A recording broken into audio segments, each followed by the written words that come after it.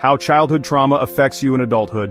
Let's talk about it. You're in a meeting, someone challenges your idea. It's not aggressive, not personal, just a normal disagreement, but your chest tightens, your throat feels dry, and suddenly, you're explaining yourself too much. Over-justifying, trying to fix a problem that wasn't there. You walk away from that moment, exhausted, frustrated with yourself.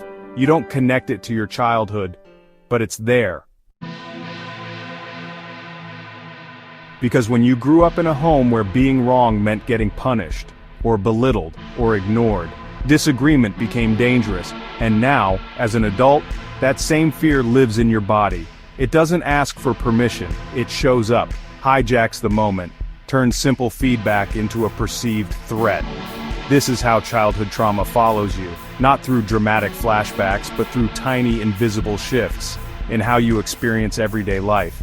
You think you're overreacting, that you're being too sensitive. But what's really happening is your nervous system remembering what it had to survive. And this happens in ways you don't even label as trauma. Like how you avoid celebrating your own wins. Because growing up, showing pride meant getting knocked down. So now, even as you succeed, you downplay it, minimize it, move on quickly. Or how you struggle to ask for help, because you learned early that needing others made you a burden. So you carry everything alone, not because you want to, but because it feels safer. These patterns aren't choices, they're echoes, old survival strategies, still playing out in a world where they're no longer needed. But your body hasn't been told that. It still thinks you're in the old environment, still reacting, still protecting. That's how childhood trauma affects you in adulthood. Quietly, consistently, in the moments you least expect. You're having a conversation with a friend, they're venting about something hard. You listen, you nod, you offer to help fix it. But later, you realize you never shared how you've been struggling too. You kept it in, again. Not because you didn't have anything to say, but because you've learned. Your job is to be useful, not needy. Growing up, maybe the only way you got attention was by being helpful, by making yourself valuable, by being the problem solver, the caretaker, the one who kept things running smoothly. So now as an adult you step into that role automatically, not just with family, but with friends, colleagues, even strangers. You don't think of it as trauma, but it is. It's a learned survival strategy that taught you your needs were secondary. And it shows up everywhere, like how you struggle with intimacy. Not the physical kind, but the kind where you let people see your real feelings, because vulnerability wasn't safe, it was risky. So you became self-contained, independent, low maintenance, but inside you're carrying so much, every "I'm fine," every "it's no big deal," is a protective reflex.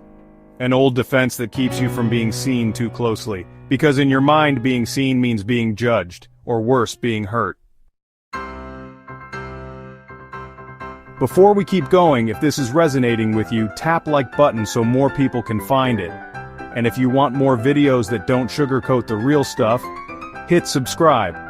It helps the channel grow and keeps these conversations going. This is how childhood trauma quietly shapes your adult relationships, not with obvious damage, but with subtle, repeated patterns that shrink your life in invisible ways.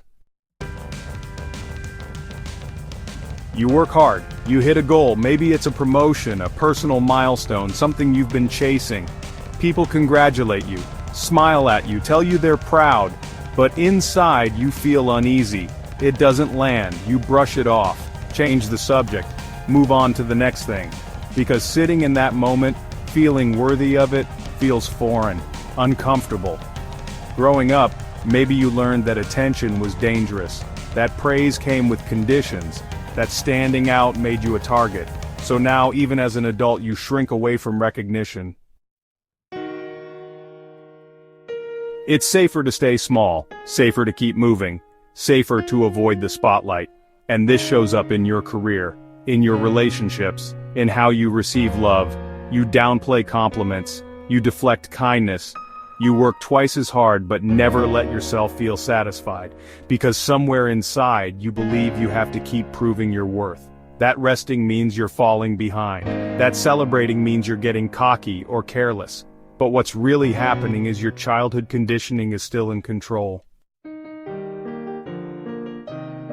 It's not ambition driving you, it's fear. Fear of what happens if you stop trying to earn your place. This is why your achievements feel empty.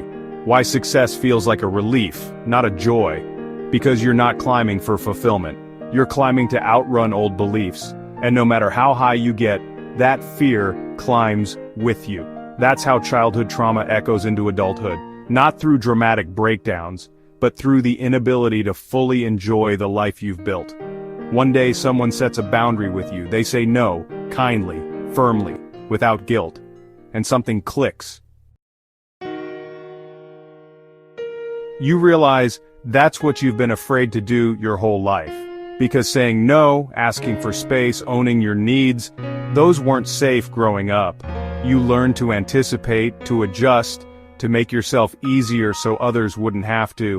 But seeing it from the outside, you start to question. Why does asking for help feel so uncomfortable? Why does rest make you feel guilty? Why is it easier to carry everything yourself than to risk someone else being disappointed?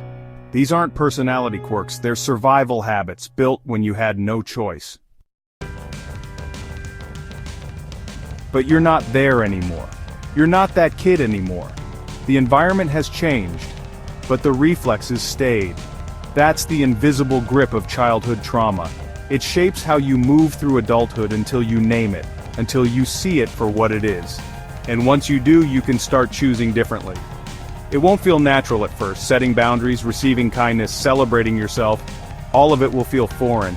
But that discomfort is proof you're stepping out of old roles. It's not a flaw, it's not a failure, it's the stretching of your self-image to fit who you're allowed to be now. This is how healing starts, not with forgetting the past, but by refusing to let it dictate your present. If this helped you see your patterns more clearly, tap like so more people can find it, and hit subscribe for more real no-fluff videos like this. The videos on this channel are for educational and entertainment purposes only. They do not constitute medical, financial, business, legal, or lifestyle advice. Always consult with a qualified professional before making changes to your health, finances, legal situation, or personal routines. Do your own research before making monetization decisions. Views expressed are based on publicly available research and emerging technologies at the time of publication, and may change over time.